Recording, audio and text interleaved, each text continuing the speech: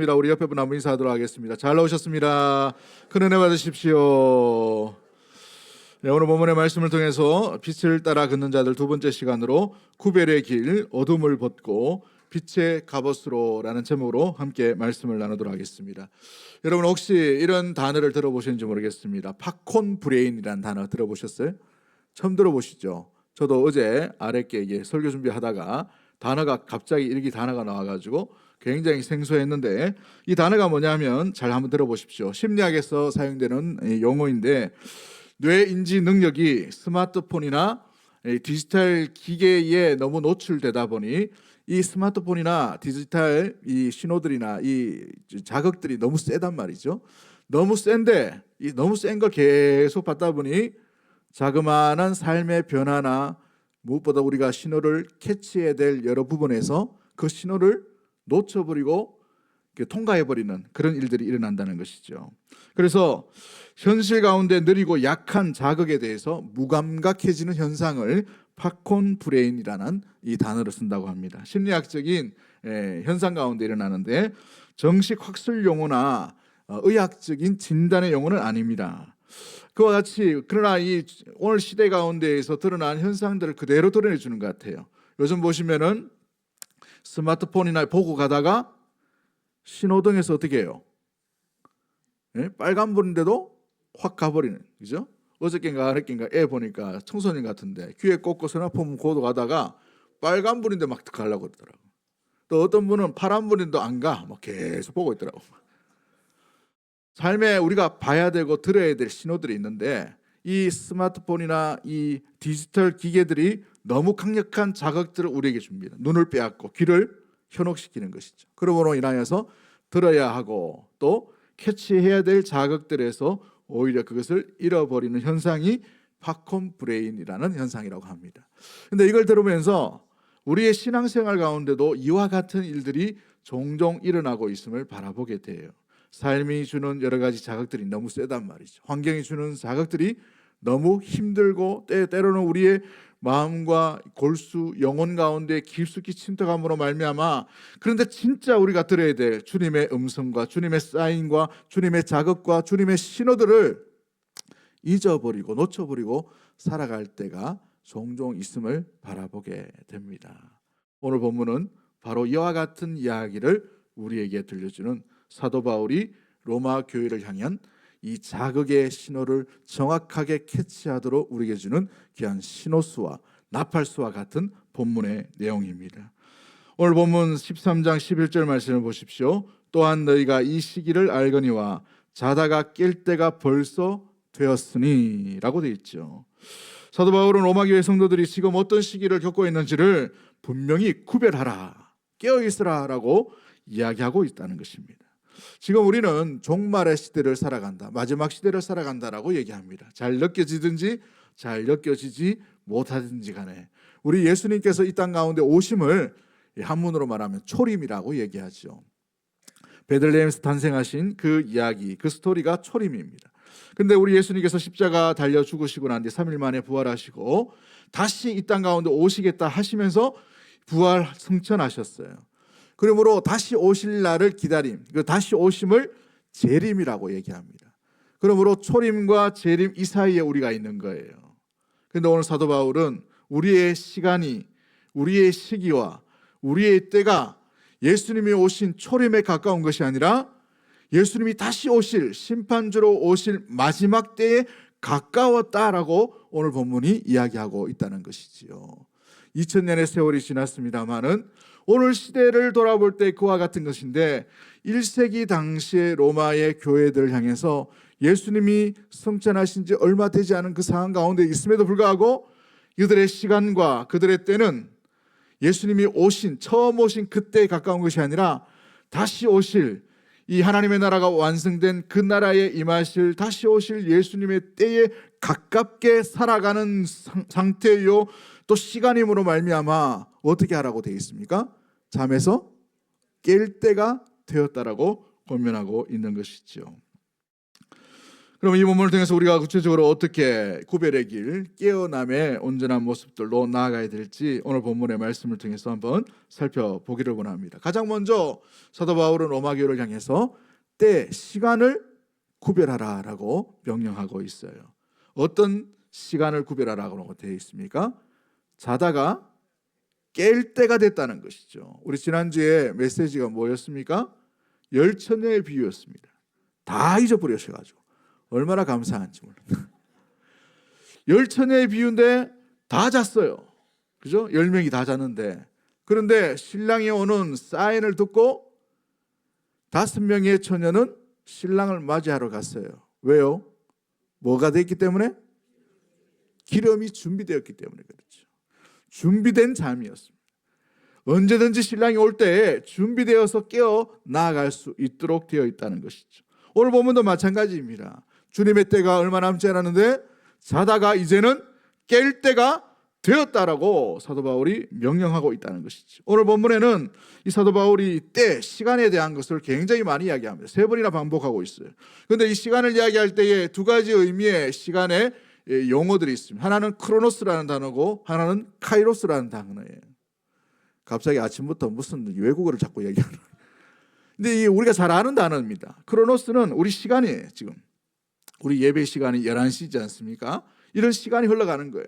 근데 이 카이로스는 누구에게 정확한 때, 의미 있는 때, 정확하게 그때에 나타나는 그 현상들을 얘기할 때에 카이로스라는 단어를 씁니다. 그런데 오늘 본문에 나오는 그때를 알거니와 이제 벌써 때가 되었다, 잠에서 깰 때가 되었다라는 3번을 이야기할 때 이 나오는 시간들은 다 카이로스라는 단어입니다. 정확한 때, 주님이 오실 그때가 멀지 않았으므로 말미암아 자다가 깨어나라, 일어나야 될 때가 되었다, 적당한 결정적인 순간이 되었다라는 것을 이야기하고 있어요.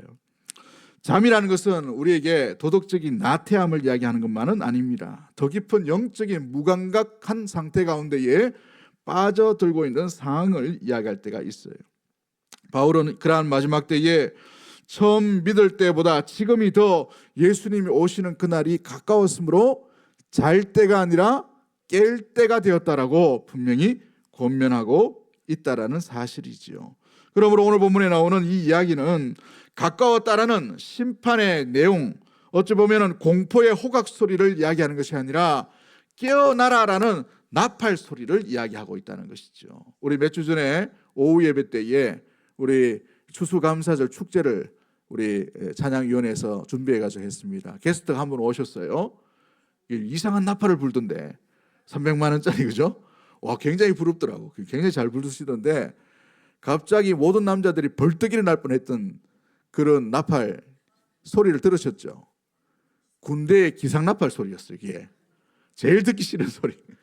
그걸 딱 하는데 저도 벌떡 일어날 뻔했는데, 이 나팔 소리, 오늘 본문에 나오는 이 사도 바울은 무엇보다도 공포의 나팔 소리를 이야기하는 것이 아니라 소망의 나팔 소리로 이제 주님이 곧 오실 거야라는 이 소망과 기대 가운데에 나팔 소리를 일깨우는 본문이 오늘 본문의 말씀 가운데 있음을 이야기하고 있습니다. 마치 시편의 기자처럼 여호와여 나를 살피사 나를 영원한 길로 인도하소서, 그 인도함을 받는 그 호각의 소리를 인하여서, 나팔의 소리로 인하여서 준비하고 있는 그 모습들을 의미하고 있는 모습들, 단어들의 형편 가운데 있는 것을 이야기하고 있는 것이지요. 그러므로 깨어남은 사랑하는 성도 여러분, 감정에 대한 호소를 이야기하는 것이 아니에요. 감정의 고주를 얘기하는 것이 아니라 다시 우리가 어떤 길로 가야 할지에 대한 방향을 재설정하는 신호라는 사실을 잊지 않는 우리 믿음의 모든 가족들이 되기를 주의 이름으로 간절히 축복합니다. 이 깨어남은 뭘 이야기합니까? 어떤 방향으로? 다시 오실 주님이 언제 오실지 모르기 때문에 곧 오신다고 말씀하셨는데 우리가 준비해야 되고 깨어 있어야 되고, 무엇보다도 신랑 맞이할 준비를 해야 되며, 주님 오실 그날에 우리의 이 더럽고 얼룩진 옷을 벗어버리고 온전한 옷, 거룩의 옷을 입고 준비된 신부처럼 신랑 되신 주님을 맞이할 것에 대한 귀한 사인과 신호가 바로 이 오늘 본문에 나오는 깨어남에 대한 단어라는 사실인 것입니다. 우리 하루를 어떻게 시작하고 하루를 어떻게 마치나요? 우리는 매일매일 이 귀한 시간들을 흘러보내고 있는 가운데 있지요. 그런데 한번 잘 보시면 어느 글에 이런 표현이 있더라고요. 우리가 의미 없이 보낸 시간은 누군가에게는 정말 중요한 그 시간이다. 그렇죠? 정말 간직하고 싶은 순간이다라고 되어 있어요. 어느 재벌 총수가 자기의 이 질병 때문에 자기의 모든 재산을 다 바칠 테니까 5년만 더 살게 해달라, 이렇게 얘기하는 걸 들었어요. 더 살지 못하죠. 수명이라는 것이 한계가 있기 때문에. 여러분, 누군가에게는 이 하루가 너무너무 소중한데, 이 소중한 의미, 이 카이로스적인 이 결정적인 그 순간 가운데 우리 역시도 그때에 주님을 맞이할 수가 있다는 사실이에요. 우리의 시간을 누가 장담할 수 있겠습니까? 오늘의 시간을 누가 장담하며 나는 영원토록 살 거야 라는 그런 호언장담할 자가 누가 있을까요? 건강하던 자가 갑자기 떠나가는 길이 인생의 모습들이죠. 많은 것을 보았습니다. 그러므로 우리의 하루하루가 얼마나 의미 있고 소중한지를 날마다 우리가 기억하고 감사하며 깨어있는 우리 사랑하는 대구동서의 모든 가족들이 되기를 주의 이름으로 간절히 축복합니다. 하루에 이렇게 나갔으면 좋겠어요. 하루 아침에 여러분이 일어났을 때에 주님, 오늘 제 시간을 주의 시간으로 올려드립니다, 이렇게 시작할 수 있게 되기를 원합니다. 낮의 시간 가운데 여러분이 깨었을 때에 제 발걸음을 주의 말씀 가운데 함께 그 방향대로 나아가기를 원합니다. 내가 밟는 모든 곳에 주의 말씀 뜻이 나아가는데 인도함대로 걸어갈 수 있도록, 또한 그 밤에 하루를 마칠 때에 제 마음을 살피사 이제 잠들 때에 영원한 세계를 꿈꾸며 영원한 세계로 나아감을 잊지 않고 그 꿈속에서도 주님을 만날 수 있는 은혜의 이 마무리가 될 수 있도록 주님 인도해 주옵소서. 기도하고 사모하는 우리 사랑하는 대구동서의 모든 가족들이 되기를 원합니다. 기억하십시오. 깨어있음은 긴장된 마음이 아니라 정렬된 방향으로 우리가 주의 나라, 주의 뜻을 향해 걸어가는 제 방향 설정이라는 사실을 잊지 않게 되기를 원합니다. 우리가 깨어있다는 것은 무엇을 깨어있다는 것입니까? 어떤 때에 깨어있다는 것을 의미할까요? 오늘 본문에서 12절 말씀 가운데에 이 구별될 길, 무엇보다도 깨어있다는 것은 우리에게 있는 이 어둡고 두렵고 무엇보다도 이 지저분한 옷을 벗어버리는 의미를 가지고 있어요. 첫 번째가 바로 그 의미고, 두 번째는 빛의 갑옷을 입는 의미로 우리에게 주셨다는 것입니다. 깨어있다는 것은 두 가지입니다. 첫 번째가 뭐라고요?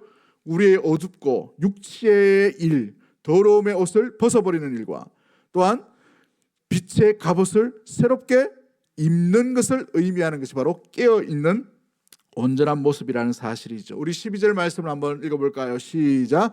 밤이 깊고 낮이 가까웠으니 그러므로 우리가 어둠의 일을 벗고 빛의 갑옷을 입자라고 되어 있습니다. 사도 바울은 밤과 낮을 비교합니다. 그런데 밤이 깊었다는 말은 뭘 얘기합니까? 곧 날이 밝아올 것을 이야기하고 있다는 것이죠. 곧 때가 되었다는 것이죠. 그러므로 낮의 옷을 입고, 그 낮의 옷은 빛의 갑옷으로 이야기합니다. 그러기 위해서는 가장 먼저 무엇을 벗어야 됩니까? 어둠의 일, 어둠의 일이라고 되어 있는데 어둠의 옷을 벗는 일이 먼저 일어나야 되는 것이죠. 그 어둠의 일, 어둠의 옷은 어떤 옷일까요? 13절 말씀에 6가지 제약을 이야기합니다. 13절 말씀을 한번 읽어봅니다. 시작. 낮에와 같이 단정해가고 방탕하거나 술 취하지 말며 음란하거나 호색하지 말며 다투거나 시기하지 말고. 뒤에 더 있나요? 이 6가지의 죄악에 대한 이야기를 합니다. 벗어버려야 될 6가지. 이 6가지는 정리해보면 3가지의 방향의 죄를 얘기해요. 첫 번째, 우리 방탕과 술 취함은 쾌락에 빠지는 죄를 얘기합니다. 방탕과 술 취함은 쾌락에 빠지는 죄. 두 번째, 이 음란과 호색은 성적인 타락을 얘기해요. 세 번째, 다툼과 시기는 인간관계에서 일어나는 이 연약함 가운데 나타나는 파괴적인 죄의 모습들을 이야기합니다. 이 3가지의 죄의 방향들은 당시 1세기의 로마의 밤문화를 그대로 보여주는 현상이에요. 로마의 사회에 퍼져 있는 상황들을 그대로 드러나고 있다는 것이죠. 여러분, 당시의 그 상황은 방탕과 술 취함의 사회였습니다. 로마가 제국으로 점점 나라가 확대되니까 많은 부유한 물질이 로마로 몰려들게 되었어요. 그래서 로마의 시민권자들은 세금을 내지 않아도 살 수 있을 만큼 되었습니다. 심지어 로마 시민이 20% 정도 되었고 나머지 대부분은 노예였어요. 노예. 교사도 노예고 의사도 노예고 또 여러 가지 어떤 일을 하는 모든 대부분이 다 노예를 데려와서 고급 인력들을 가지고 대부분 했단 말이죠. 그만큼 방탕하고 무엇보다도 로마 시민들은 떵떵거리면서 살아갈 수 있어요. 그 사람 이 로마 시민권자들은 그러면 노예들을 일시키고 난데 자기들은 뭐 했느냐? 맨날 파티를 즐겼어요. 파티. 그래서 아침에도 파티하고 점심에도 파티하고 저녁에도 파티하고 밤에도 파티하고 파티 중독이 될 정도로.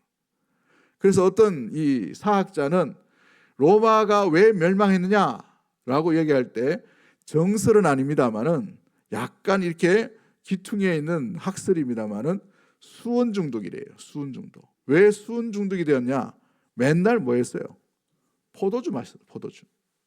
그러다 보니 수은 중독이 되었다라고 얘기했어요. 여러분 이 로마 시내의 어떤 이 역사가에 보면은 얼마나 사치와 향락이 심했느냐면 아침에 파티를 하니까 배가 불러요. 배가 꺼져 있어요.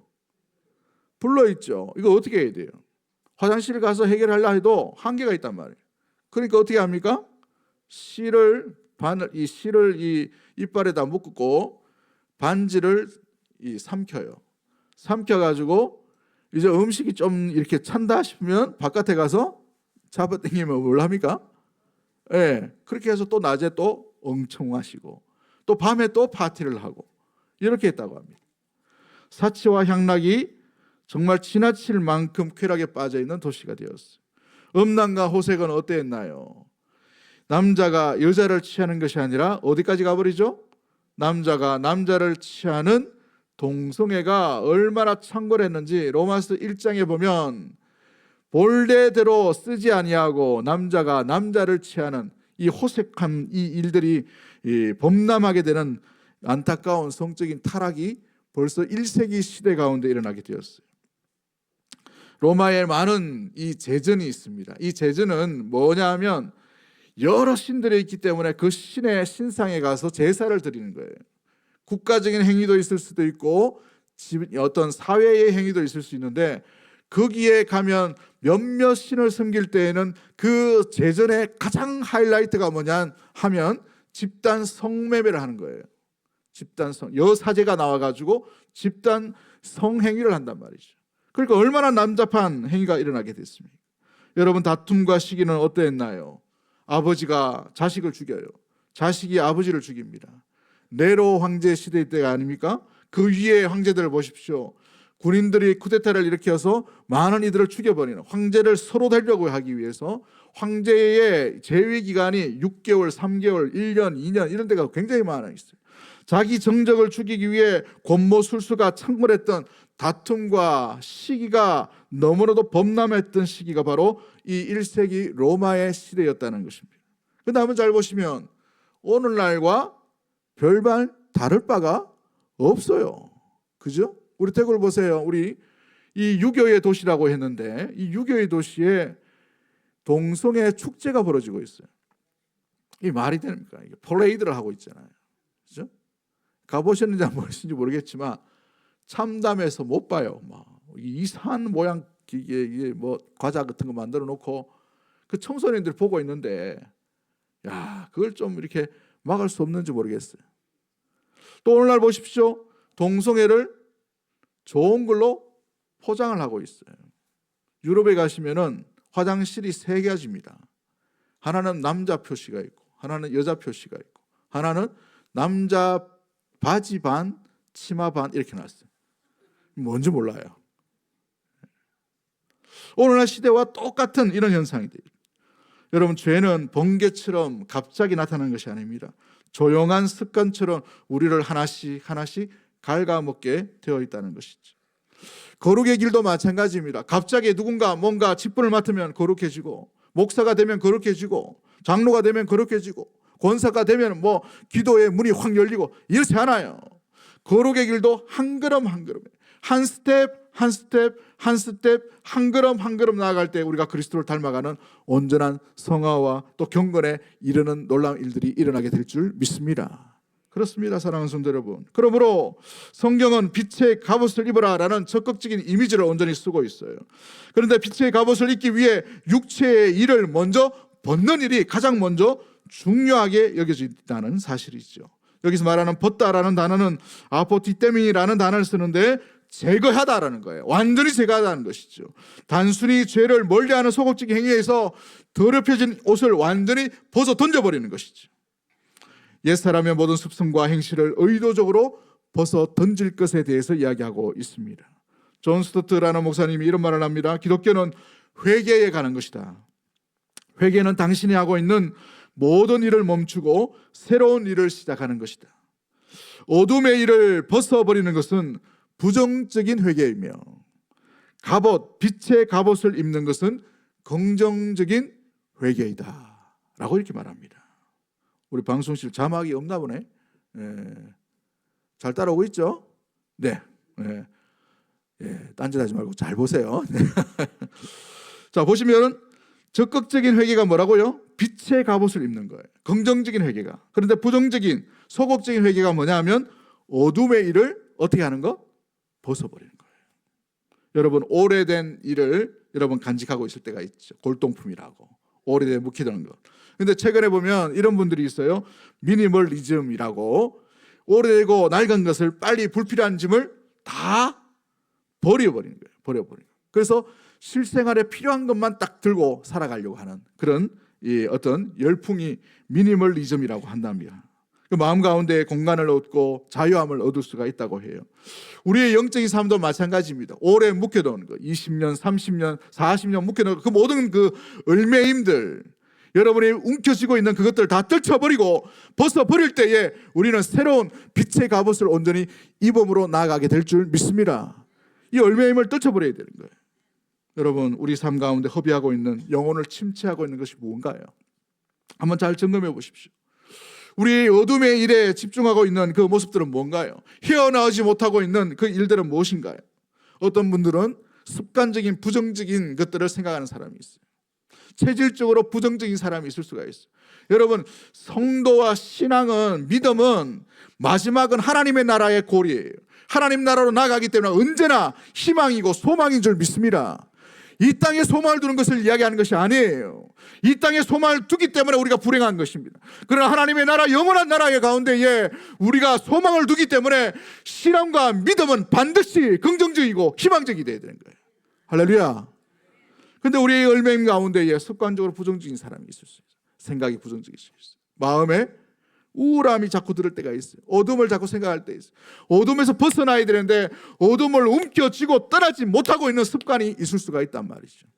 저는 사학과를 나왔어요. 사악한 과더라고 보니까. 왜냐하면 뭔가 마르크스 레닌주의 자꾸 가르쳐줘요.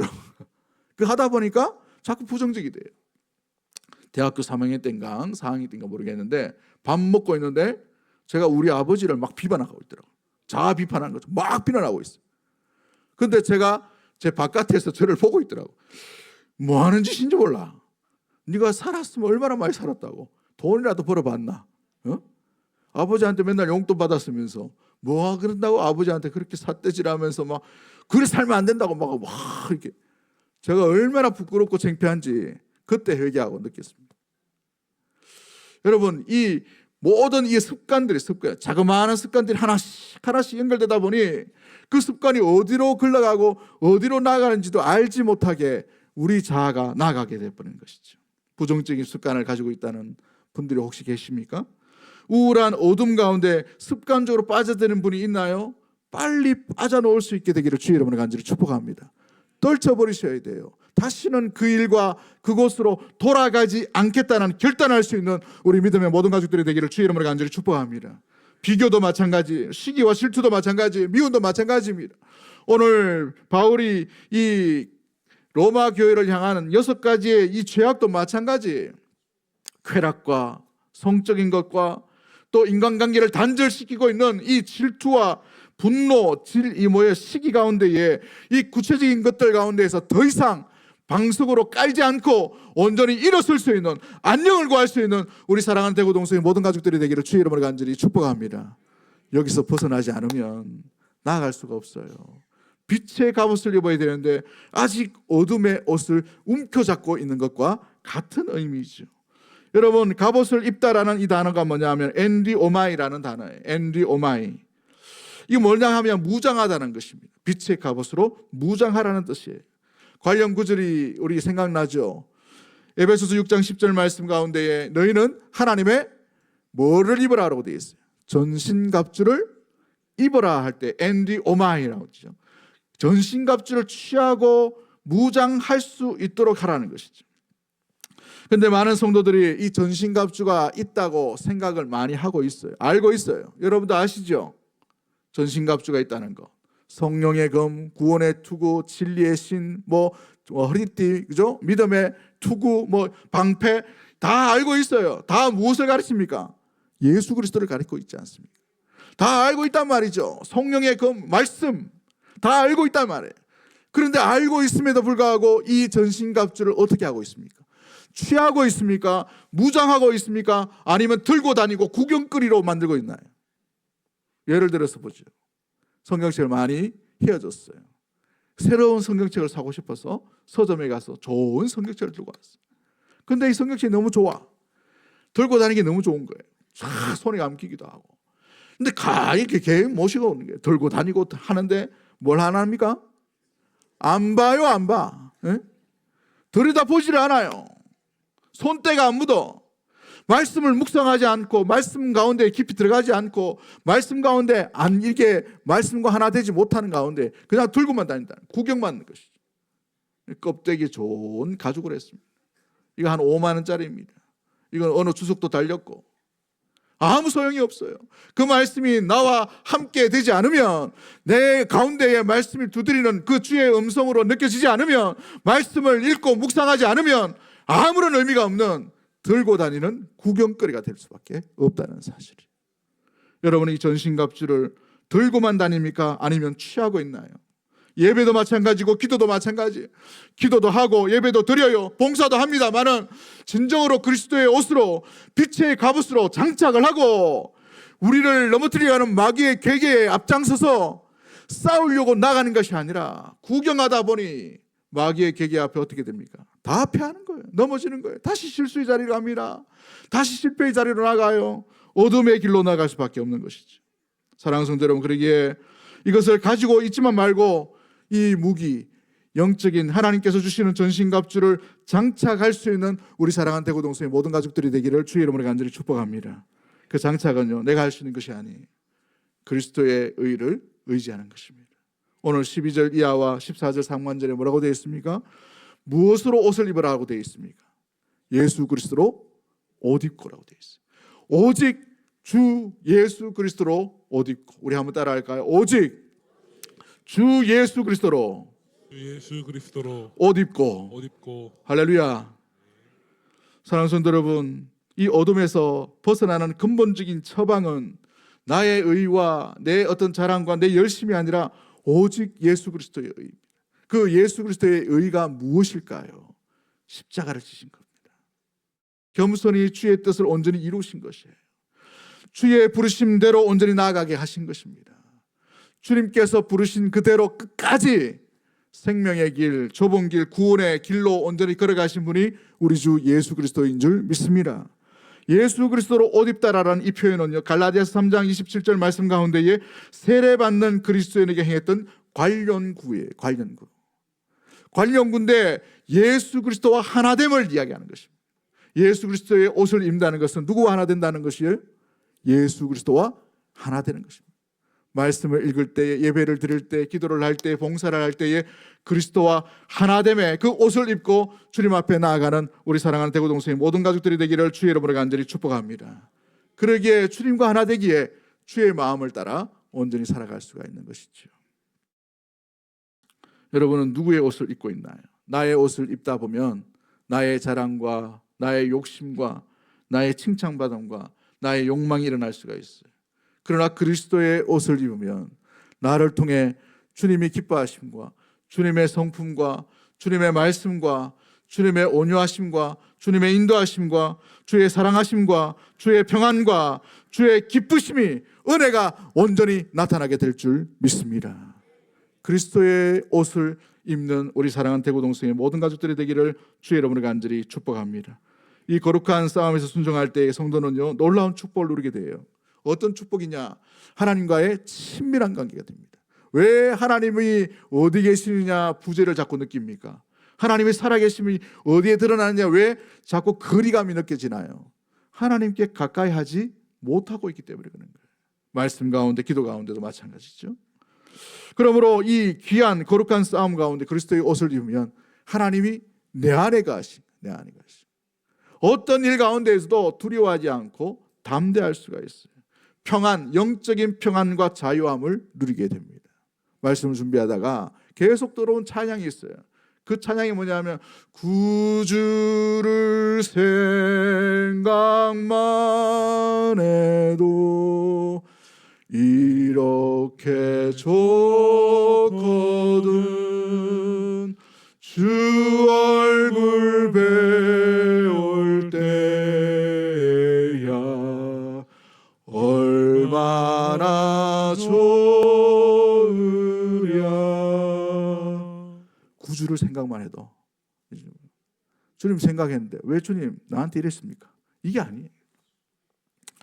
구주를 생각했는데 나한테 결핍과 부족함이 드러나는 이게 아니에요. 그리스도와 하나가 되면 구주를 생각만 해도 좀 못 먹고 잘 안 풀리고 좀 어렵고 막힘이 있다 하더라도 생각만 하더라도 내 마음이 평강이 넘치고 평화가 임하는 것이죠.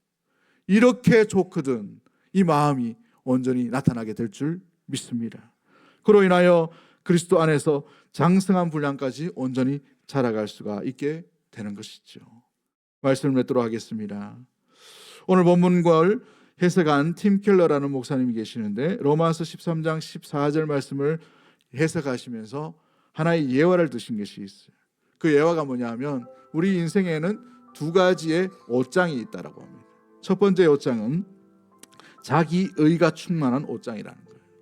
자기 열심, 종교적인 성과, 노력, 성공, 심지어 겸손한 척 위선하는 옷의 형태가 걸려 있습니다. 이 옷을 입고 자신을 꾸미며 하나님과 사람들 앞에 칭찬을 기대하며 옷을 자랑을 하게 됩니다. 그런데 자세히 들여다보면 아무리 노력해도 우리가 만든 그 자기 열심, 명예, 성과, 성공에 대한 그 옷을 자세히 들여다보면 그 옷에는 얼룩이 있다는 거예요. 얼룩이, 죄의 얼굴, 씻을 수가 없는 어둠의 얼룩들이 피어나고 냄새가 나게 되어 있어요. 이 옷들은 불완전하고 오염되어 있기 때문에 무엇보다도 우리의 죄와 행위로서는 도저히 씻을 수 없는 그런 옷이 되어버립니다. 그런데 또 다른 옷이 있어요. 복음이 제시하는 의의 옷장을 소개합니다. 이 옷장에는 한 벌밖에 없어요. 오직 예수 그리스도의 완벽한 순종과 희생으로 짜인 의의 예복만이 걸려 있다는 것이죠. 이 옷은 우리가 땀 흘려 얻는 것이 아니라 오직 예수께서 십자가에서 모든 죄의 값을 치르시고 우리에게 선물로 거저 주시는 놀라운 은혜의 선물인 것입니다. 이 예복에는 흠이 없고 얼룩이 없으며 하나님 보시기에 완벽하고 깨끗하고 거룩한 옷이라는 것이죠. 이 옷을 입기만 하는 순간 하나님께서는 더 이상 우리의 불완전하고 더러워진 첫 번째 옷을 보시지 아니하시고 우리 안에 계신 예수 그리스도의 완전하고 완벽한 의만 보고 있다는 사실이에요. 그리스도의 의 때문에 우리가 거룩해짐을 잊지 않게 되기를 원합니다. 이 그리스도의 예수 그리스도의 옷을 입고 깨어 있어서 주의 때를 구별하는 우리 믿음의 모든 성도들이 되기를 간절히 소망합니다. 성도 여러분, 밤이 깊었습니다. 낮이 가까웠어요. 언제 개인적으로 주님을 맞이할지 모르는 상황입니다. 그러므로 이제 우리가 어둠의 일을 도모하지 말고 거룩의 일, 선한 일을 계획하며 준비하며 깨어 주 예수 그리스도를 맞이할 수 있는 거룩한 신부가 되기를 주의 이름으로 간절히 축복합니다. 기도합니다. 이 시간 기도하실 때에 우리의 때를 분별하게 하시고 영적인 잠에서 깨어나게 하시고 어둠에 묶여있던 모든 일들을 벗어버리게 하시고 빛의 갑옷으로 무장하게 하여 주옵소서. 예수 그리스도의 옷을 입고 악한 일과 육신의 일을 도모하는 것이 아니라 거룩의 일을 도모하며 계획하며 주님을 온전히 따를 수 있는 믿음의 성도와 가정과 교회가 되게 하여 주시옵소서. 깨어 구별된 길을 걸어가게 하여 주옵소서라고 우리 주신 말씀 생각하며 주여 한번 외치고 동성으로 합심해서 기도하도록 하겠습니다. 주여.